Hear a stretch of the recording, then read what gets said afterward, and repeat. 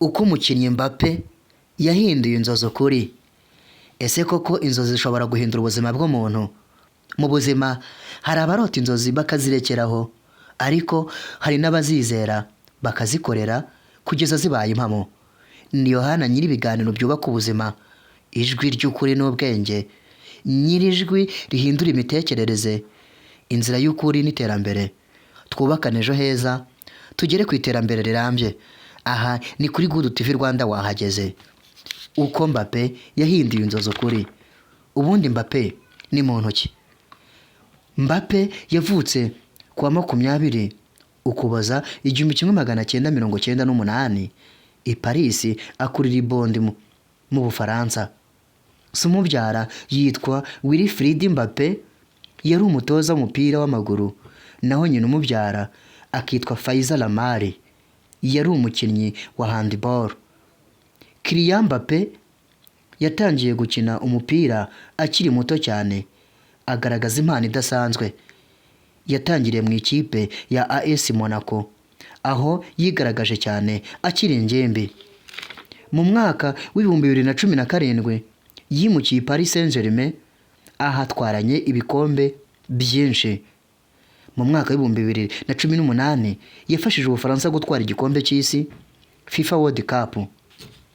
Mbappe yaje guhindura inzozi azihindura ukuri. Mu mwaka w'2024 yasinyanye na Real Madrid, ahasohoza inzozi ze yari amaranye igihe kirekire. Uyu Mbappe yagaragaje ubuhanga budasanzwe mu mikinire ye. Amasitade menshi arayuzuza, abafana benshi yigarurira ibyishimo byabo.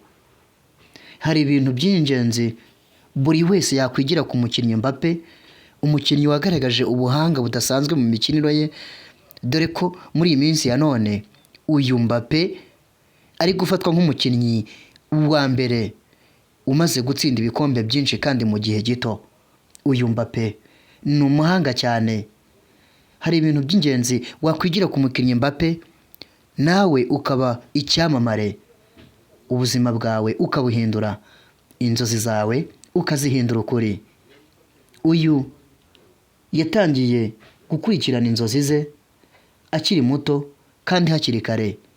Gutangira gukurikirana inzozi zawe ukiri muto cyangwa se hakiri kare, ibi bigufasha kugera ku nzozi zawe kugeza uzihinduye ukuri.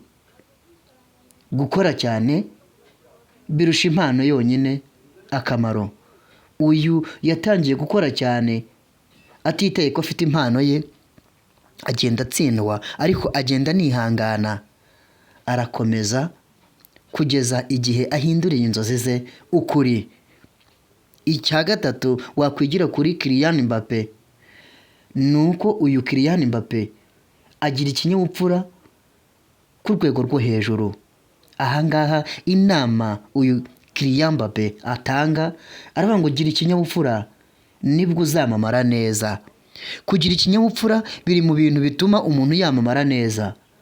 Uyu Kylian Mbappe yagize ikinyabupfura kidasanzwe cyo ku rwego rwo hejuru, bituma abafana babimukundira, aramamara karahava. Icya kane, ntutinye kwakira imbogamizi ndetse no guhatana. Uyu Kylian Mbappe aratanga ijambo ryahindura ubuzima. Ntutinye kwakira imbogamizi no guhatana. Uyu yahatanye kenshi, agenda ahura n'imbogamizi, ariko agenda azikemura kandi ahatana nazo. Icya gatanu wakwigira kuri uyu mukinnyi Mbappe, uyu ni umukinnyi wigirira icyizere kandi wirinda kwishyira hejuru.